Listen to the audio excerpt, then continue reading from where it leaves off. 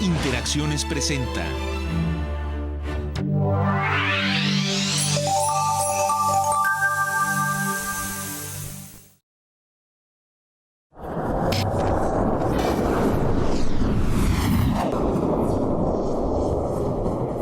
Muy buenas noches, amigos. Hoy tenemos un invitado de lujo, don Armando Ortega, presidente de la Cámara de Comercio de Canadá en México.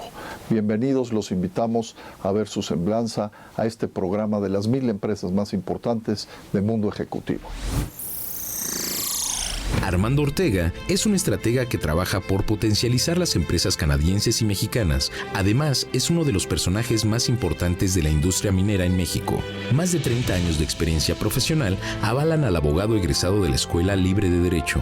Durante 18 años trabajó en la Secretaría de Economía, donde desempeñó puestos de negociación de tratados de libre comercio. Fue uno de los estrategas participantes en el desarrollo del Tratado de Libre Comercio de América del Norte, con los gobiernos de Estados Unidos y Canadá en 1994. Además, durante 8 años, representó a México en Europa para negociar tratados bilaterales, trabajo que culminó con el Tratado de Libre Comercio México-Unión Europea. Toda esa experiencia lo posicionó en un lugar de privilegio para introducirse a la minería, industria en la cual su primera colaboración fue con Grupo México, como consejero y abogado general de la empresa dirigida por la familia Larrea. Su análisis de mercado ayudó a Grupo México a expandirse a Sudamérica y fortalecer la participación de la subsidiaria Southern Copper Corporation en las bolsas de valores de Nueva York y de Lima, Perú. La minería es una de las actividades principales que mejores dividendos han dejado las empresas canadienses a nuestro país. El 70% de la inversión extranjera directa de esta industria proviene de nuestros vecinos del norte.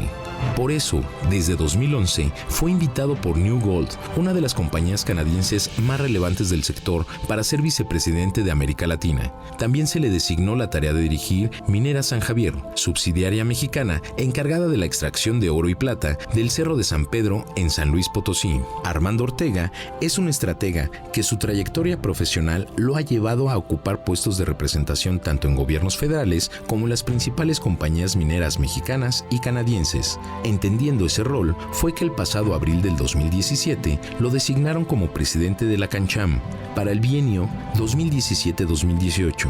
Su tarea más importante será representar en la renegociación del Tratado de Libre Comercio de América del Norte las más de 300 compañías multinacionales y pymes de la Cámara de Comercio del Canadá, priorizando beneficios para cada una de ellas. Armando Fausto Ortega Gómez es uno de los empresarios líderes por naturaleza y que en sus hombros recae la responsabilidad de representar las empresas canadienses en nuestro país por los próximos 2 años. Buenas noches, Armando, encantado. Bienvenido a este programa. Muchas gracias, Gerardo. Muy buenas noches. Muy buenas noches. Oye, quisiera que empezáramos, nos platicaras un poquito toda la trayectoria. Sabemos que tienes una trayectoria muy amplia en la parte internacional, en la parte de las negociaciones internacionales. Yo quisiera empezar que nos platicaras quién eres, qué has hecho y qué estás haciendo ahorita. Claro que sí. Muchas gracias. Pues muy honrado de estar en tu programa. Mira, yo soy de formación abogado.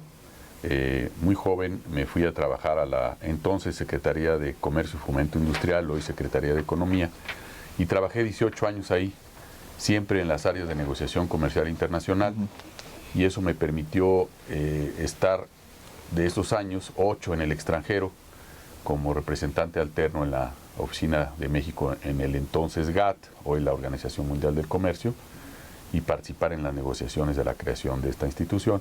Y después me fui a Bruselas, donde fui representante de la Secretaría ante la Unión Europea, y preparamos la negociación de lo que después se convirtió, para sorpresa de todos, en un acuerdo transatlántico, el primero que hubo entre México y la Unión Europea, que hoy, por cierto, va a ser materia de renegociación. Después me fui alrededor de casi 10 años a Grupo México, al sector minero, no solo minero, porque es un grupo que tiene otros negocios, ferrocarrilero, infraestructura, etcétera. Fui su abogado general, y desde hace un poco más de 6 trabajo para una empresa de capital canadiense, minera, productora de oro, que por cierto está en proceso de cierre gradual, que se llama New Gold, y su subsidiaria en México se llama Minera San Javier. Eso sería, digamos, más o menos de un de un repaso mi antecedente profesional. Oye, ¿y cómo llegas a la Cámara de Comercio canadiense? Mira, al trabajar yo para una empresa mexicana de capital canadiense, que es esta Minera San Javier, de inmediato la afiliación es un must. Hay que ser miembro de la Cámara por todos los contactos, por tu capacidad de relacionarte, de resolver problemas, por los intereses comunes, no solo en la materia minera, por la capacidad de interlocución. Entonces, así llego pues yo a la Cámara y he estado en el consejo de ella desde hace más o menos 6 años y es una organización mucho como es Canadá, muy civilizada y la designación de un presidente se hace de una forma muy simple. Es prácticamente una pregunta de si hay alguien que tenga interés y si hay más de uno, pues quien convoque más votos, pues es el que es elegido, ¿no? En principio, acabo de tomarla en abril y es un periodo de 2 años. Eso te iba a preguntar. Oye, ¿cuántos miembros tiene hoy la Cámara? Somos alrededor de 300 y aspiramos obviamente a tener una membresía que sea más representativa de lo que es una relación muy dinámica y muy fuerte entre México y Canadá. Oye, como tú sabes, yo siempre participé también en los organismos empresariales y creo que la participación es fundamental. Hoy México, Canadá y Estados Unidos estamos pasando por un gran reto, que es la posible renegociación de NAFTA, del Tratado de Norteamérica. ¿Qué está pensando la Cámara? ¿Cuál es la posición de la Cámara? ¿Cómo ves también al sector empresarial canadiense con respecto a NAFTA? Mira, nosotros como Cámara sacamos una carta abierta, un desplegado en uno de los periódicos nacionales 3 días precisamente antes de que el presidente Trump tomara posesión. Y lo que pusimos en nuestro desplegado, y eso es la posición de la Cámara para contestar tu pregunta, fue que consideramos al TLC como el activo de política comercial más importante que tienen los 3 países, por un lado. Por otro lado, dijimos, es necesario defenderlo y en todo caso su modernización debe traducirse en acrecentar los beneficios que ha traído a los 3 países. Al final dijimos, Canadá es un socio confiable, porque en ese momento había un poco de duda de si Canadá se iba a subir, y un poco los recuerdos de la negociación del TELCAN, donde yo también estuve, y Canadá pues llegó así de pachurrón a la primera reunión ministerial, porque ellos tenían su tratado de 88. Y para nada, Canadá había mandado mensajes muy claros en el sentido de que era una negociación trilateral y que no iba a buscar atajos para hacer, digamos, otro tipo de arreglos que excluyeran, por ejemplo, a México. Entonces el mensaje final y la posición es, aprovechemos a Canadá como un socio confiable y construyamos, más allá del TLC, con o sin TLC, todos los mecanismos que potencien esta relación. Y creo que al final el señor Trump nos está haciendo un gran favor, en el sentido de, como un wake-up call, llamarnos a todos a revisar todas nuestras opciones, y una relación como esta da para mucho. Oye, ¿y qué sensibilidades tiene ahorita Canadá en NAFTA? ¿Lo tienen claro ahorita? ¿Cuáles serían las cuestiones que Canadá pondría en la mesa en una posible renegociación? Lo tengo claro, las sensibilidades que tiene México y Estados Unidos, no así Canadá.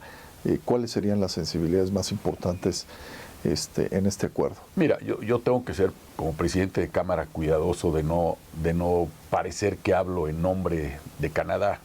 Te podría dar como una especie de, digamos, testigo externo las sensibilidades que conozco, ¿no?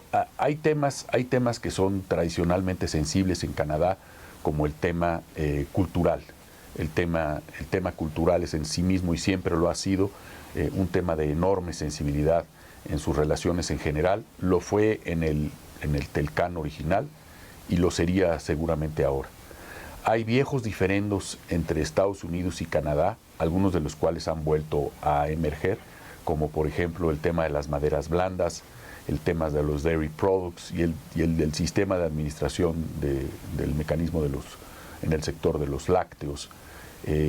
Yo te diría que Canadá es un país que ahorita está dando con el primer ministro Trudeau una muestra de enorme liderazgo en materia de la globalización y de seguir empujando este camino.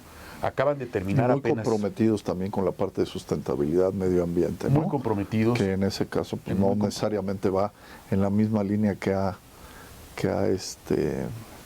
pues ha señalado Trump, ¿no? Sí, bueno, él se quiere bajar, el señor Trump, del Acuerdo de París, del Convenio de París, y yo te comentaba, Canadá está dando muestras de liderazgo. Apenas a finales del año pasado terminó su acuerdo muy complejo de libre comercio con Europa, con la Unión Europea, que es ya un acuerdo de última generación, y ellos siguen empujando la agenda de la liberalización y la agenda del libre comercio de una forma, yo creo que con enorme liderazgo. Oye, y creo que es muy importante hoy la posición, y si así lo entendí bien, la posición del gobierno canadiense con la posición del empresariado canadiense, que es ir por el NAFTA como una herramienta fundamental para seguir incrementando la integración de Norteamérica. Así es, ¿no? Totalmente. Totalmente. Mira, eso que comentas, Gerardo, es muy interesante porque ellos abrieron después que nosotros, incluso casi después que Estados Unidos, su proceso de consultas para saber y conocer, digamos, de forma actualizada las sensibilidades, que era una de tus preguntas ya muy específicas de sus distintos sectores. Y todavía ese proceso, que terminará en unos días, está abierto para conocer.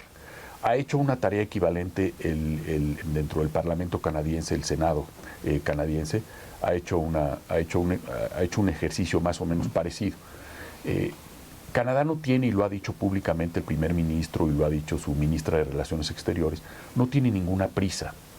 Canadá considera que un acuerdo de estas características es tan importante que no debe estar sujeto a ningún calendario electoral ni a ninguna ocurrencia política o coyuntura. Entonces, su posición es, en todo caso, que se modifique, sí, para modernizarse. Está la referencia del TPP y lo que se logró, México incluido, digamos, como un referente que puede ser muy útil, pero, como tú comentas, con la idea de convertir a la región norteamericana, y ya salirse solo de ser un solo país, a la región norteamericana como la región más competitiva del mundo. Y en eso creo que hay una enorme coincidencia con México. ¿Te parece, vamos a ir a un corte, ¿te parece que regresemos con la parte de cuáles son las áreas de oportunidad que se tienen con una renegociación de NAFTA y cómo se podría incrementar en base a esta renegociación el comercio bilateral entre Canadá y México? México y Canadá son par de economías que se atomizaron desde la creación del Tratado de Libre Comercio de América del Norte en 1994. Durante más de 23 años, las relaciones comerciales entre estos dos países han dejado buenos dividendos. El flujo bilateral en estas 2 décadas ascienden a más de $20,000 millones, contra $2.7 mil millones de intercambio previos al Tratado de Libre Comercio de América del Norte. Canadá es un país joven a comparación de México. En este 2017 cumplieron 150 años de independencia contra los 207 años que tiene nuestro país. No obstante, el primer acercamiento entre ambas naciones fue hace 73 años. La coronación de las relaciones políticas y comerciales de estos dos países se efectuó en 1982, cuando en la Ciudad de México se fundó la Cámara de Comercio del Canadá, CanCham, organismo que al inicio de la década de los 90 jugó un papel principal en las negociaciones del Tratado de Libre Comercio de América del Norte, porque dinamizó las operaciones internacionales de Norteamérica, creando el bloque comercial más poderoso del mundo. El resultado es que Estados Unidos es la economía número 1 de todo el mundo y sus socios comerciales ocupan lugares de privilegio.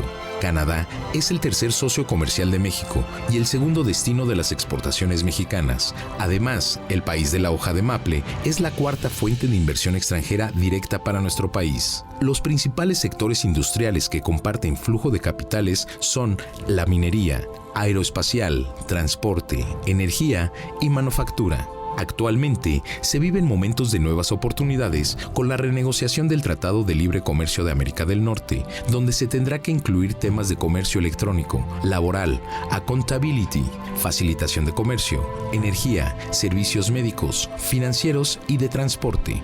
El presidente de la CANCHAM, Armando Ortega, señaló que el tratado que está por renegociarse en agosto del presente año se debe de realizar de manera trilateral, se tiene que modernizar y priorizar beneficios para las tres naciones, pese a las posturas políticas de Estados Unidos.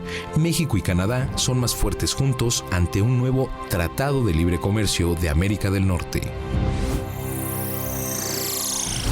Estamos regresando a este programa de las 1000 empresas más importantes del mundo ejecutivo. Estábamos platicando y retomando un poco la plática de NAFTA y de la renegociación posible de NAFTA.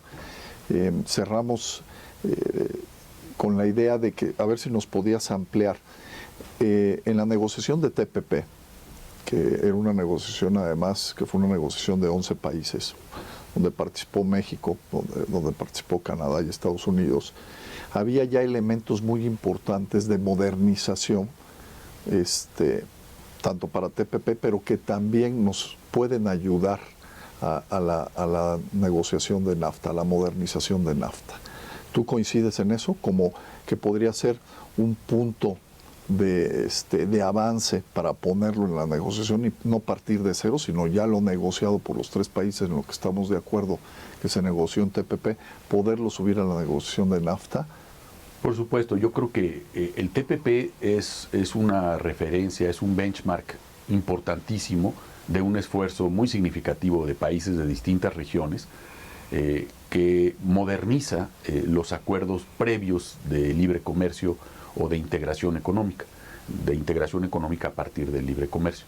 Entonces, por ejemplo, capítulos que no existían por un tema simplemente de tecnología, de comercio electrónico, sería un capítulo perfectamente candidato para incorporarse en un TELCAN Plus, en un TELCAN 2.0. Pero hay otros capítulos muy interesantes como los laborales, el tema, y no solo los laborales, sino todo lo que implica, que es una especie de accountability en materia laboral y que tiene que ver con la gobernanza. Ese sería otro capítulo espléndido. Está, por ejemplo, también capítulo de facilitación de comercio, todos los aspectos. En tema de reglas de origen, ahí tú tendrías que cuidar los balances que tienes en el TELCAN.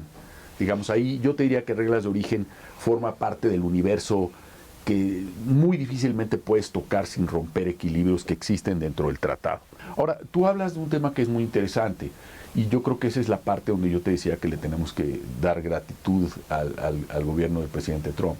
Nos obliga a México y a Canadá a explorar nuestras propias áreas de oportunidad con o sin TLC.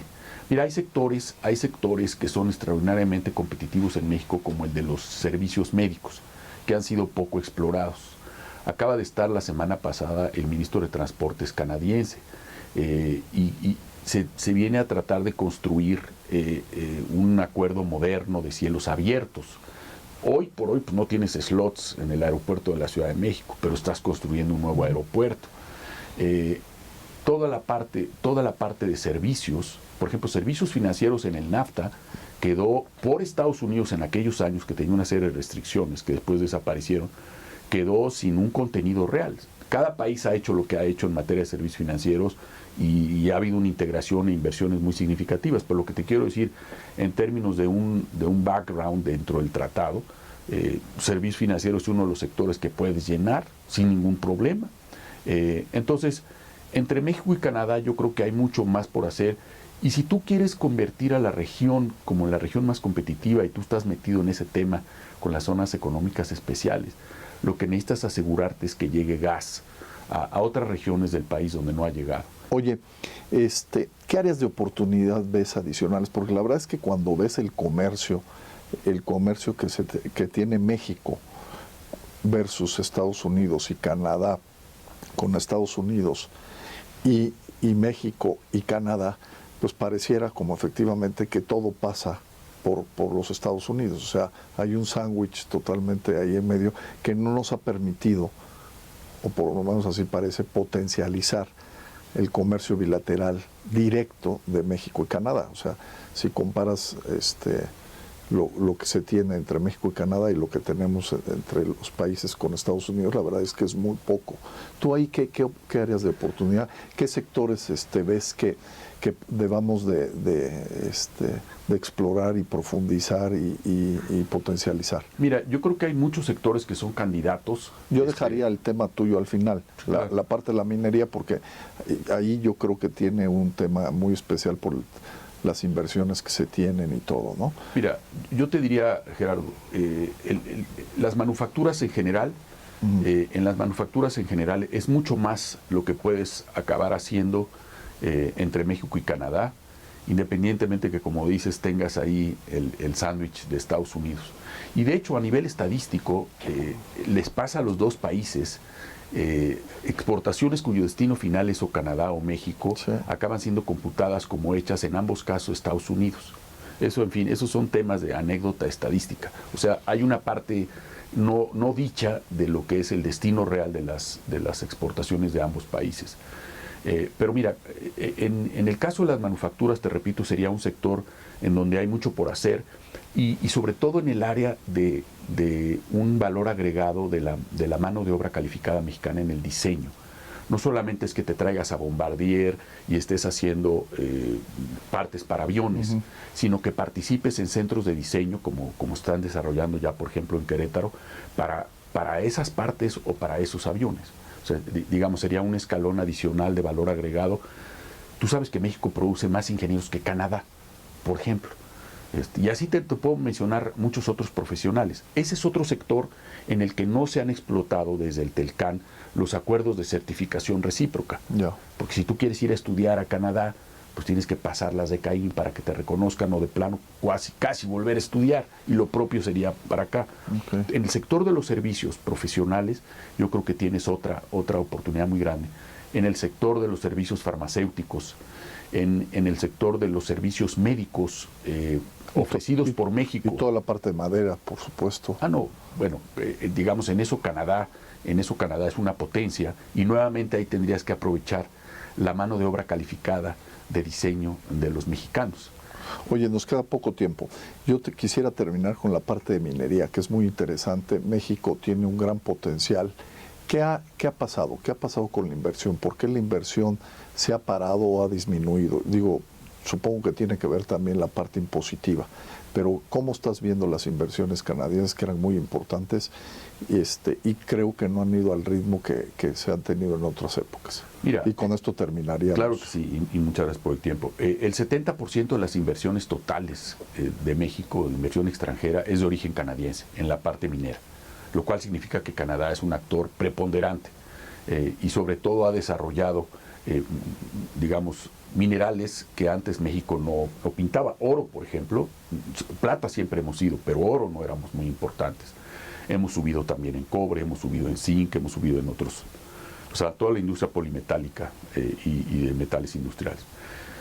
Efectivamente ha habido, desde la reforma que entró en vigor fiscal del 2014, un desincentivo, un parón muy grande, porque entre otros le pegaron a la posibilidad de deducir los gastos preoperativos. Antes los podías deducir de inmediato y ahora te los permiten deducir en un plazo de 10 años. Y la minería es intensiva en capital, y tú tienes que andar explorando, y si eso lo puedes solo pasar hasta 10 años, pues por ejemplo todas las junior, que son las empresas pequeñas que se dedican, los gambusinos modernos institucionales, se salieron del país. Y las grandes empresas han recortado incluso esos propios gastos. Entonces yo creo que la parte fiscal explica algo. Hay un tema que es horizontal, que es el tema de la seguridad, porque la minería está donde está el yacimiento. Tú no te vas a instalar un parque industrial y ahí sacas el oro. Claro. Sería padrísimo. Tú estás a veces en lugares complejos y convives con, digamos, grupos difíciles, ¿no? Yo diría que ese es un segundo factor. Ese es un segundo factor. Oye, pues nos tenemos que ir. Te agradezco mucho que haya estado con nosotros Armando Ortega, presidente de la Cámara de Comercio de Canadá y México. Muchísimas gracias por estar con nosotros. Yo creo que vale la pena si nos aceptas luego una segunda vuelta de entrevista para profundizar en estos y otros temas más. Interacciones presentó